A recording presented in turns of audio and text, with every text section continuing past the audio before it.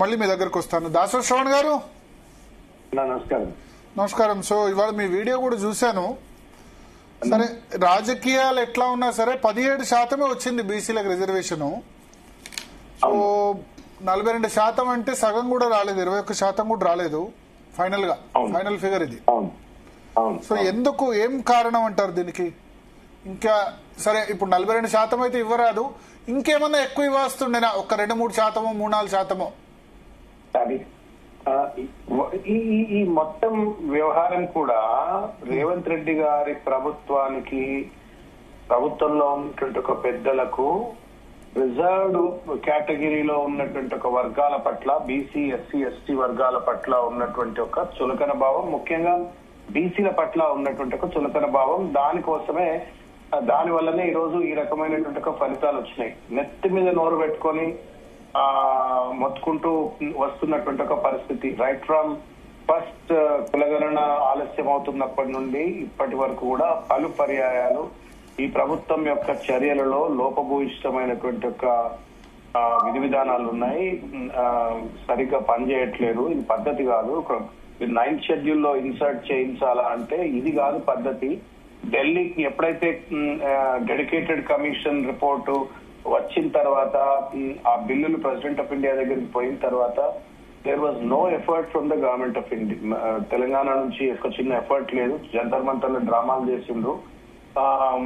మొత్తం chronology of the events అన్ని చూస్తే గనక ఇది కుట్రపూరితంగా మోసం చేయాలా, రిజర్వేషన్లు ఇవ్వద్దు అని రేవంత్ రెడ్డి గారు నడుం గట్టి ఈ చిల్లర పనికి పాల్పడ్డందు వల్లనే ఈ రకమైన ఫలితాలు వచ్చినట్టుగా నేను భావిస్తా ఉన్నాను. మీరు బీసీలకు 17%, మహిళలకు 50% రావాలా, 40% కూడా దాటినట్టుగా లేదు మహిళలు ఎక్కడ. ఓవరాల్ గా తెలంగాణలో లోకల్ బాడీ ఎన్నికలలో 50% రిజర్వేషన్స్ మహిళలకు ఉండాలి. అది ఎస్సీ, ఎస్టీ, బీసీ, తర్వాత అన్రిజర్వ్డ్ కేటగిరీలో కూడా 50% రావాలా. అటు మహిళల నోట్లో మన్ను కొట్టినాడు, బీసీల నోట్లో మన్ను కొట్టినాడు. 200 కోట్ల రూపాయలు దాదాపు ఖర్చు పెట్టినారు. 2 లక్షల మంది ఉద్యోగులను వాడుకుని కులగణన చేసి ఆ రిపోర్ట్ ను బయట పెట్టలేదు. తర్వాత భూసాని వెంకటేశ్వరరావు అని చెప్పని ఆ రిపోర్ట్ ను బయట పెట్టలేదు. జస్టిస్ సుదర్శన్ రెడ్డి రిపోర్ట్ ను బయట పెట్టలేదు. తర్వాత విక్రమార్క గారు చైర్మన్ గా ఏర్పడినటువంటి ఒక అడ్వైజరీ గ్రూప్ దానికి సంబంధించిన రిపోర్ట్ ను బయట పెట్టలేదు. మొత్తం అంతా ఏదో అనుముల సొంత వ్యవహారం అయినట్టుగా ఆ రిపోర్ట్స్ అన్నిటినీ కూడా అటు రాహుల్ గాంధీ గారికి, రేవంత్ రెడ్డి గారికి ఇద్దరికే తెలిసి అందుకే రేరా రెక్కా అని చెప్ప తిరిగిండు ఢిల్లీలో. మొత్తానికి రిపోర్ట్స్ ఏవి బయటికి రాక ఒక అడ్డమైన జీవో 46 పట్టుకొచ్చి, తద్వారా రాత్రి గూడు పుటాని లెక్క దొంగలు దేశాలు పంచుకున్నట్టుగా ఆ జీవో కోసం అంటే భూసాని వెంకటేశ్వరరావు 20వ తారీఖు నాడు రిపోర్ట్ ఇస్తాడట. నవంబర్ 20వ తారీఖు నాడు, 21వ తారీఖు నాడు పంచాయతీరాజ్ డిపార్ట్మెంట్ ఒప్పుకుంటదట. 22వ తారీఖు నాడు జీవో 46 వస్తుందట. 25వ తారీఖు నాడు ఎలక్షన్ కమిషన్ నోటిఫికేషన్ ఇస్తుంది. కనీసం అబ్జెక్షన్స్ ఉన్నాయా? ఈ 45% మహిళలకు ఎందుకు వస్తున్నాయి, 17% బీసీలకు ఎందుకు వస్తున్నాయి, 0% వచ్చేటువంటి ఒక రీతిలో కొన్ని గ్రామ పంచాయతీల్లో, కొన్ని మండలాల్లో, కొన్ని జిల్లాల్లో బీసీలకు అసలుకే రిజర్వేషన్ ఎందుకు రావట్లేదు? ఏ మాత్రం కూడా అప్లికేషన్ ఆఫ్ మైండ్ లేకుండా కేవలం ఒక మూర్ఖమైనటువంటి ఒక పద్ధతిలో ఈ మొత్తం వ్యవహారం నడిపించిండు. దేశంలోనేమో రాహుల్ గాంధీ పోయి చెప్పుకుంటున్నాడు 42% దే దియే హే, మొత్తం దే దియే హే, జాతి జనగణన కర్ దియే హే అని చెప్పి ఆయన పోయి ప్రచారం చేసుకున్నాడు బీహార్ లో. వీడికి వచ్చి చూస్తేనేమో రెడ్ వస్తే ఆట మొదలయ్య అన్నట్టుగా ఇవాళ బీసీలకు 17% రిజర్వేషన్లు, మహిళలకు 50% కూడా రాకుండా ఇవాళ నోట్లో మన్ను కొట్టిండ్రు. కాబట్టి ఇదంతా కూడా it's very calculated crime committed by this government. ఇది ప్రొసీజరల్ ల్యాబ్స్ కాదు, లేకపోతే కోర్టులు అడ్డానికి కాదు, కావాలని చెప్పని ఇది జరగకూడదని కుట్రపూరితంగా ఈ ప్రభుత్వం అత్యంత దుర్మార్గంగా వ్యవహరించింది. మీరు ఫస్ట్ బీసీ కమిషన్ అపాయింట్మెంట్ నుండి మొదలుకుంటే ఇప్పటి వరకు జరిగిన మొత్తం ప్రహసనం, ప్రతి జీవోను మీరు స్టడీ చేయండి, ప్రతి ప్రాసెస్ మీరు స్టడీ చేయండి, ఏమాత్రం చిత్తశుద్ధి లేదు. నాకు ఎప్పుడో గుర్తొస్తుంది, ఎక్కడెక్కడో కర్ణాటకలో పోయి రేవంత్ రెడ్డి గారు మాట్లాడతారు. ఏమంటారంటే, అన్ని రాజకీయ పార్టీలలో ఒకే కులం రాజ్యాధికార వేళాల, ఏ పార్టీలైనా సరే మనమే ముందుండాలా అని చెప్తాడు.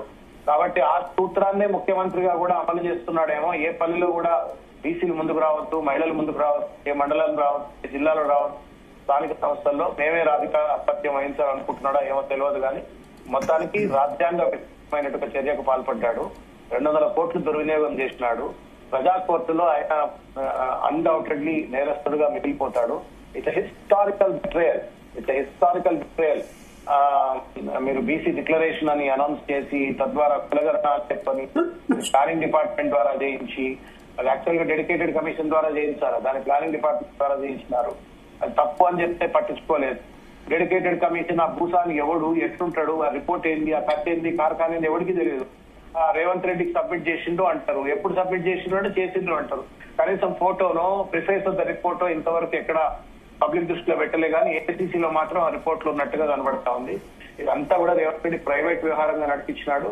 ఆయన మీద నన్ను అడిగితే మాత్రం ఆయన మీద క్రిమినల్ కేసు పెట్టాలా. The kind of cheating he has done to the people of BCs. ఏం కోపం మునిగిందండి? December 12 నాడు హైకోర్టులో కేసు ఉన్నది. ఇదే సింగి రావచ్చు, సాల్వి రావచ్చు, సిబల్ రావచ్చు, దేశంలో ఉన్నటువంటి 50 మంది అడ్వకేట్లు రావచ్చు. వచ్చి పట్టరా నీ ఓటు కేసులో పెద్ద పెద్ద అడ్వకేట్లను పెట్టించుకుంటావు, లేకపోతే మీకు సంబంధించిన ప్రభుత్వం చేసే తప్పిదాలను డిఫెండ్ చేసుకోవడం పెద్ద పెద్ద అడ్వకేట్లను కోట్ల రూపాయలు పెట్టి అడ్వకేట్లను డిఫెండ్ చేయించుకుంటావు హైదరాబాద్, ఢిల్లీలో, హైదరాబాద్. మరి బీసీలకు రిజర్వేషన్ ఇచ్చేదాని కోసం ఎందుకు నువ్వు 12 దాకా ఆగలే? 12 నాడు ఏమో నా ఎమ్మెల్సీల విషయంలోనే ఒక గమ్మత్తైన పరిణామం జరిగింది భరత్ గారు. Nobody believed. నేను ఎమ్మెల్సీ గవర్నర్ గారు చేస్తే కోర్టులో కేసేస్తే, గవర్నర్ వ్యతిరేకంగా మీరు కోర్టులో కేసేస్తారా, మీకు ఎట్లా న్యాయం లభిస్తుంది, గవర్నర్ ఎవరు కూడా ఆర్డర్ చేయలేరు అన్నారు. అందరూ ఆశ్చర్యపోయే విధంగా హైకోర్టు ఒక పాజిటివ్ ఆర్డర్ ఇచ్చింది. ఇక్కడ కూడా 50% దాటొచ్చారు హైకోర్టు. ఎప్పుడో ఏమో ఎవరికెరక ఎందుకు ఆగడు? ఎందుకు కోర్టులో 12 తారీఖు దాకా ఆగకుండా 20 తారీఖు నాడు ఒక దొంగ రిపోర్టు, 21 తారీఖు నాడు పిఆర్ ఒప్పుకున్నట్టుగా నాటకాలు, 25 తారీఖు నాడు ఎలక్షన్ కమిషన్ దొంగ తీసుకొని షెడ్యూల్ అనౌన్స్మెంట్. ఏం పిల్లల ప్రయాసాలండి, ఏం డ్రామాలండి, ఏం మోసం, ఏం నేరం ఇది? It's spin against crime against the BCs and women. Wastage of public money, ప్రజల ఆస్పిరేషన్స్ తో ఎమోషన్స్ తో ఆటలాడిండు. నేరస్తుడుగా మిగిలిపోతాడు రేవంత్ రెడ్డి గారు చేసిన ఈ తప్పిదానికి మాత్రం. 12వ తారీఖు నాడు December లో హియరింగ్ ఉండగా ఏం తొందర వచ్చిందని ఈ నోటిఫికేషన్ వేసినాడు. ఈ నోటిఫికేషన్ వేసిన తర్వాత వేసే ముందే కనీసం roster system, reservation roster system సరిగ్గా ఉందా లేదా, అలొకేషన్ సరిగ్గా జరిగిందా జరగలేదా అని కూడా చెక్ చేసుకోరా చెప్పండి. ఇవాళ అయిన తర్వాత పేపర్లలో ఇంత వచ్చింది అంత వచ్చిందని చెప్పని బాధపడేటువంటి ఒక పరిణామం ఎందుకు తీసుకొచ్చినాడు? ఏం పరిపాలన ఇదేమన్నా కుక్కలు చింపిన ఇస్తారా, ఏదైనా పిచ్చోళ్ల చేతిలో రాయిలా? అర్థం కావట్లేదు. ఇది ఇష్టం వచ్చినట్టుగా ఇది బాధ కలుగుతా ఉంది. మేమందరం ఎదురు చూస్తాం. సో ఇప్పుడు నేను అనేది ఏంటంటే, సరే 42% కాకుండా ఒక్క మాట భరత్ గారు, ఒక్క మాట 42% అంటే సరే 42% కాకుండా ఇప్పుడు 17 వచ్చింది కదా. మీరు స్టడీ చేసి ఉంటారు, లాస్ట్ టైం కంటే కొంచెం తక్కువ వచ్చింది కదా. ఈ కనీసం ఇంకొక 3-4% ఏమైనా వస్తుండేనా ఒక ఏదన్నా పద్ధతి ప్రకారం చేస్తే?